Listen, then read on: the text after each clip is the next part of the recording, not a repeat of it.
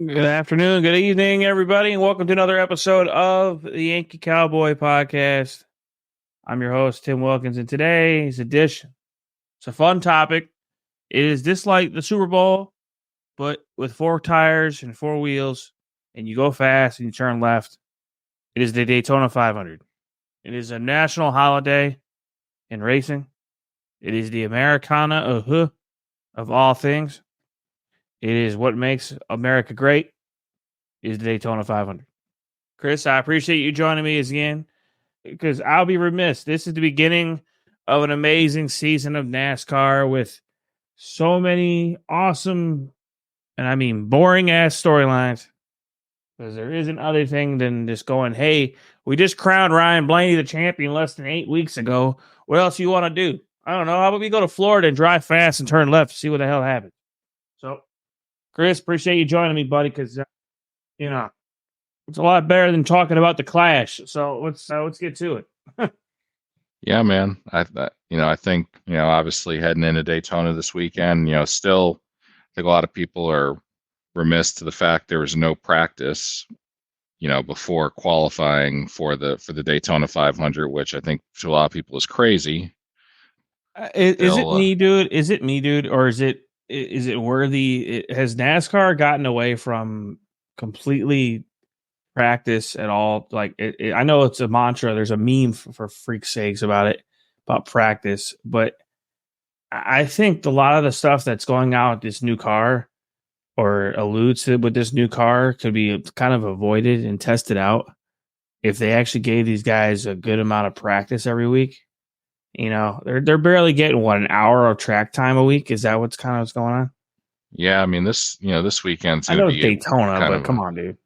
kind of a more conventional weekend, but there will be two practices, both Friday and then one on Saturday, both 50-minute practices, but in terms of the amount of track time. I mean, obviously significantly less than what it used to be. And I Dude, you think, used to have guys. You used to have Chris. You used to have guys. They would qualify. I think it was on Saturday or Sunday before the 500. They would go home from Monday to Thursday, come back, do the Gatorade 125s, the dual races, and then be ready for the 500. yeah, Like no, this speed weeks, in my opinion, have become watered down, dude. Like okay. Here's another thing. So, mind you, you can spare me 5 minutes here on this soapbox, but the Clash should never, ever, ever, ever move west of the damn Mississippi. Fucking morons. Put everything back at Daytona. Have everybody that's ever hit a pole winner for that previous year qualify for the Clash at Daytona and move on with your life. And there's no previous winner bullshit. It's just the only way you get in is by being a pole winner from the previous year. This is ridiculous, dude. That Clash sucked. Dude, a drunken monkey driving around the fucking a football would be better than watching what we watched at the Clash. It was terrible. let Just us know how you fucking really terrible. feel. Just fucking terrible.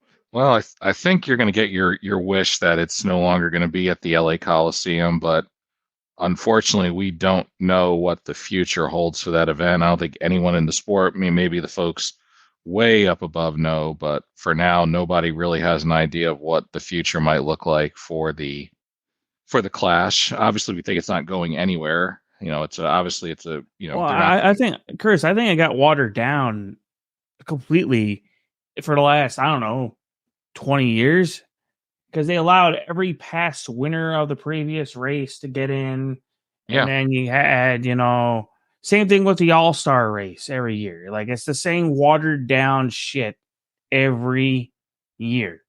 It's like, what's the point? What if you're an owner of a race team? What's the incentive to do the Clash? Oh, you want a wreck race car? Cool. You want to drive 3,000 miles on a rig and then your team unload and drive for about 4 hours and get on a private plane to drive a 4 hour flight back? No, no. I mean, at least yeah, with Daytona, the guys had an excuse to do it because it was good on track time, right? It was a wait. I mean, hypothetically, no, it wasn't a waste of time, but like it just, I don't know, man. Like I just, that was mind bogglingly stupid. then listen, I can't predict Mother Nature, Chris. I don't think anyone can. Mother Nature is undefeated. But at the same time, you literally push up the race. What was it? Saturday night? Yeah, it was Saturday night. Yeah, Saturday night. So originally that was the day that the supposed to be the heat races, right? That was I think the original schedule was that. Races, yeah, yeah, that was the original schedule. So then you go, oh fuck, it's raining a shit ton in California, which global warming my ass, you liberals. And you really just go, okay, we're gonna try to get this sucker in. I don't know about you, man, but that track, you probably could have put that anywhere else, and I think it would have been a better product. But I think the format isn't the issue. It's how you qualify. To me, it should be just pole winners. Whoever won a pole, because being on a pole, by the way, used to be an awesome event. You are one of the best qualifiers of the weekend.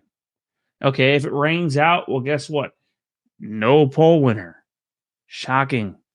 It's amazing how, not everybody needs to get a trophy every day, but, only pole winners of legitimate qualifying sessions will qualify. That's just what I hypothetically think about this. Dale Jr. talks about it. I don't think he had a bad idea. And I just, dude, that's my soapbox for 5 minutes because it's just ridiculous. Like, you watered down the product because now there's no excitement. There's no storylines leading into this race at all. None. That's true. There's nothing for the media to talk about for 2 fucking weeks. Not even longer than that. Because the Clash ultimately sucked. And you have, Denny Hamlin. Ooh, shocking. You won the Clash. He's already a rich motherfucker. Like, come on. Like, congratulations, whatever. Move on, next thing, right? But still very, very just way to start a NASCAR season is to piss off your fan base. There you go. Supposedly, going into this race, though, Chris, it's kind of important, I guess, for Daytona fans. I guess there's some new R&D changes between Chevy and I believe Ford and Toyota. So, do you want to get into any of that, or you want to let that become mysterious? Obviously, looking towards this season, both Ford and Chevy have brand new cars that they will be racing. The new Ford Mustang Dark Horse is Ford's newest vehicle, and then Toyota has a new version of the Camry. So the only make does not have a brand new vehicle is Chevrolet.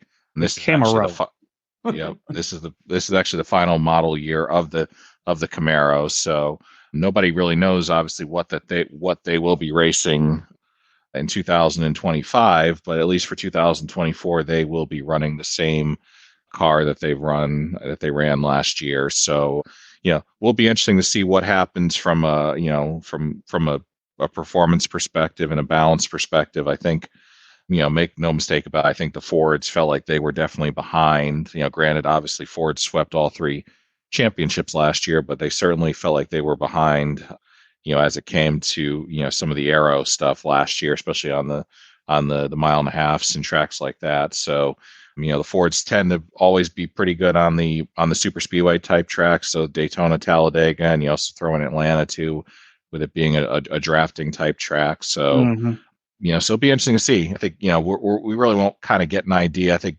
through the first couple of races, obviously Daytona being a drafting race and then Atlanta is a drafting race. So when we get to, excuse me, when we get to Vegas here in a couple of weeks, I think that's going to be where we'll kind of see where the Fords and the Toyotas stack up in terms of their new vehicles.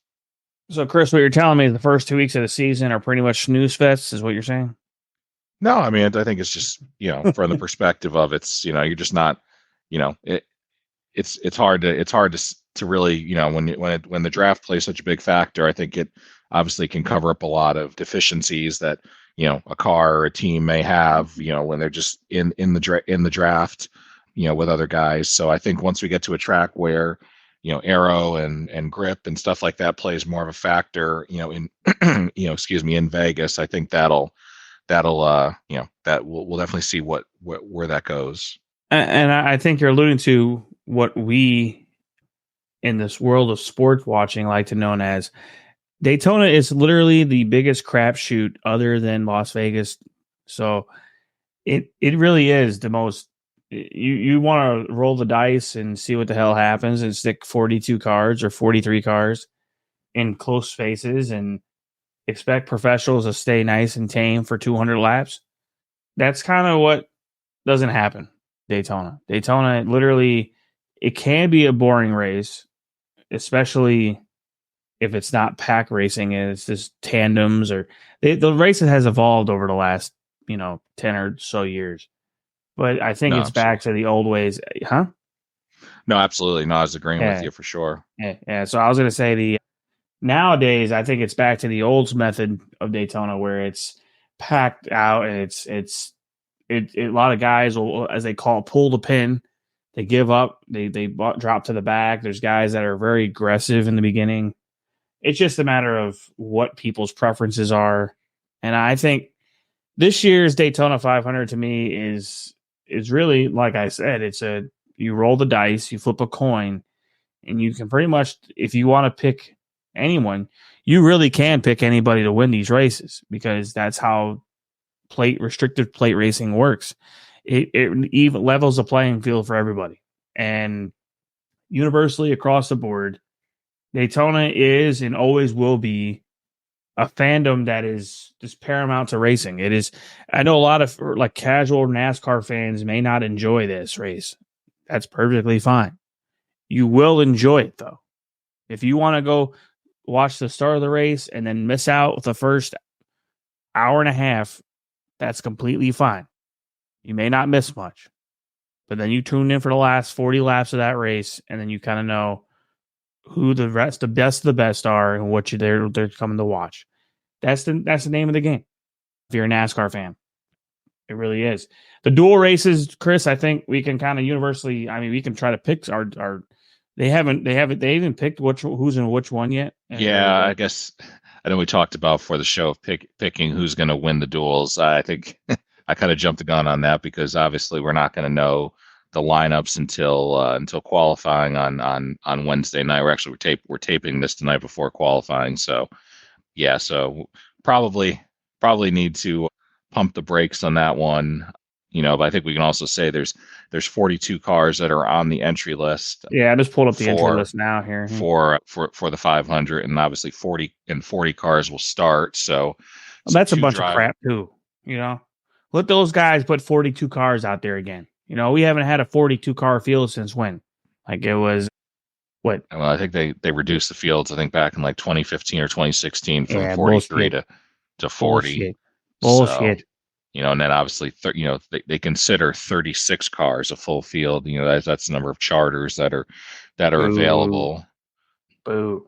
Okay, here's my thing. It's Daytona. Okay, let's be real. There's about 10 driving parks. Okay, maybe 7. Let's go with 7. There's about 7 driving parks. There's 2 guys that don't have charters.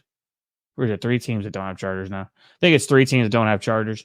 So here's my thing. What's wrong with having 42 or 43 on the biggest race of the year? Is there any legitimacy reason why not? There's no safety. Hell, you can't argue safety. It's Daytona. They don't. Yeah, I mean, it's hard to say why they've. That was. We're not at Talladega, so Ryan Newman may be upright on all 4 wheels if he raced. Just saying. The challenge, I think, is obviously we just don't obviously it's just changed now with the business model. It's really changed over the last few years, going from with the charter system and stuff. Are you saying we're turning into Formula One now? We don't want too many drivers in there, so we can ruin the prize pool.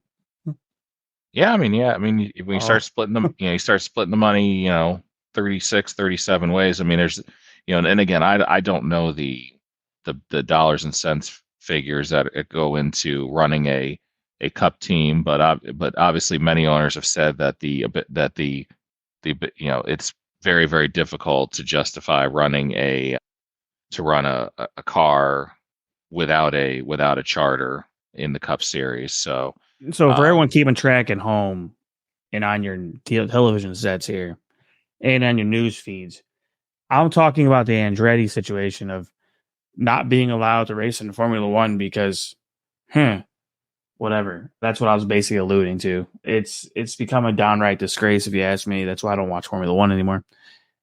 Why? I mean, to me, competition breeds more competition, and Formula One's more. You want to talk about a snooze fest? Yeah, watch a Formula One race. Pretty snoozy. NASCAR is an American motorsports, my friend. It's a tradition. So just like Daytona is a tradition, it's one of the crown jewels of NASCAR. When you become a Daytona 500 champion, your name is etched in history forever. Also, this race has some synonymous black clouds over it. Obviously, this is the race where Dale Earnhardt Sr. passed away in 2001. So this track does have some history that pretty much keeps into NASCAR history. And will we see a new winner? Will we see the same, I don't know, 10 names? Who knows, Chris? Yeah, I mean, it's hard to say. I mean, obviously anything can happen in a race like this. I mean, you look at the last couple of winners of the event, Ricky Stenhouse Jr. last year, Austin Cindric the year before, Michael McDowell, in 2021. I mean, it's the surprises there, there is no, surprises have happened in this event quite a bit over the years. So, but then you look at guys like Denny Hamlin, who's a 3-time winner, guys like Kyle Busch, Ryan Blaney, who are still without a Daytona 500 crown. It's this event you gotta, there's a lot of, obviously you gotta have a fast race car, but you also, in a way have to have some luck there at the end, especially once the the gloves come off and things really start to get crazy up front there late in the race. It's, there's definitely a little bit of luck that goes into staying in with a chance to win. I will say that, like I told all the fans a little while ago, you can pretty much, watch the beginning of the race, first 5-10 laps, come back with the last 40 laps to go, and be enjoying and be entertained. It just really depends on your fandom. I like to enjoy all 200 laps, just what I like to do. But I think you precluded to some of the names that are kind of expected to win, and some that are kind of like, hey, who's that guy? And then you got the ones that are like, hey, that's Danica Patrick's ex-boyfriend from like 10 years ago. That won finally at the Daytona 500 after I don't know how many times wrecking. The most aggressive plate racer of all time is Ricky Stenhouse. Most aggressive guy, always up there in the top 10 with about 40 laps to go, usually. And then something stupid happens, or maybe he's there at the end. It's a crapshoot. That's what Daytona is. That's what Daytona always will be, is a crapshoot. Do we want to go with our winners, or you want anything else on your mind? Any bones to pick there, Chris? Anything? No, I think we've So we touched. call this the Geico Insurance 7,200, or we? I think we've covered everything, man. I think going, maybe picking who we think will be hoisting the Harley J. Earl Trophy. Well, weather's not looking so good for Sunday, so barring hopefully raising the Harley J. Earl Trophy on Sunday, and hopefully not Monday. For this race. Oh, so you're telling me there's a chance? Well, there's a chance of rain. Well, there's always a chance of rain. It's Daytona. Yeah. If you want to talk about Florida weather, just wait. Look at the other side of the street. It might be raining on your side of the street, but if you walk across the street, it may not be raining. Yep. It's like how it is in Texas, by the way. Just wait 30 minutes. You might actually warm up about 20 degrees. But exactly, it is a magical experience. By the way, our hearts and prayers, our T's and P's go to all the ones in Northeast right now getting snow palooza on right now. But that being said, the pick of Daytona, I personally, Chris, cannot fathom a Ford not winning this race. Okay. I think Blaney has won Talladega after many follow-up and, second place finishes. He is synonymous with almost winning the race that Ryan Newman literally slid up on the hill. There's many events that go around the bush, but I think definitely a Ford. I think someone out of the Penske organization might win. And not to sound like a complete fanboy, Would it be awesome to start the storylines of the year to having the champion of the previous year win the race? Absolutely. Then I might be calling the NASCAR season rigged, but not going to do that. To me, there were so many in the last few years, Chris. There's also been so many winners that you always kind of have the underdog story, and I'm gonna go. I'm gonna go with Josh Berry. Mm. I'm gonna go Josh Berry, and the reason why I'm going with Josh Berry is if any other team in the Ford camp needs a shot in the arm, it is Stewart-Haas Racing. They need something. They really do. They need something good to fall their way to start the year, and I think Josh Berry will surprise people. I understand that it might be the storyline talking conversation about Josh Berry. Anyone keeping track at home, Josh Berry, former junior motorsports driver, driven how many seasons in the Xfinity level? Multiple short track. He's I call him a short track savant. Definitely a short track. So this kind of style of track is definitely not what most people remember him for, but he's raced here before. He's not some stooge. I'm not saying I'm going against Team Penske here, but I'm going for like a dark horse underdog pick. No pun intended. Yeah. Well Josh, yeah, nice job. I know. I try very well. I try. At least someone has to. Hell, I could even go Corey LaJoie to make you feel better. Okay, if Trump is on his car, we're all going to win something good. I think the over under on that's like good times. Oh, actually, I forgot. NASCAR has a rule now. We can't do that anymore. But because NASCAR has to water down everything. So Josh Berry is my pick, and I would say my backup pick, if I have to do a backup pick, would be the last year's champion, Mr. Ryan Blaney. Those are my two picks. I see a Ford winning this race. I'm sorry, Chevy, but you can't push a pusher. You can't draft well. And the Toyota is just boo Toyota. Okay, I'm not a Toyota fan. So no Joe Gibbs. Nope. And that'll be a hell nah to the nah for 2311 Racing. So especially that young kid in the car. Oh yeah, I'm trying to remember his name now. The young kid, the grandson of the Joe Gibbs. Oh yes. Oh yeah, yes. The silver spoon in the mouth. Yes. Not choosing him either. Not doing that. So, and definitely not picking the owner either. Not doing that. So I'm gonna leave it up to you, bud. Let your picks go here. Who do you think? Yeah. No, I actually that's a good pick with Josh Berry. I think I'm going to stick in the Ford camp too, and I'm going to pick a former Penske driver who I think has put himself in position numerous times to win, has not won since he left Penske at the end of 2021. And I think he'll finally break through and win the Daytona 500 and get back to victory lane. I'm going to pick Brad Keselowski.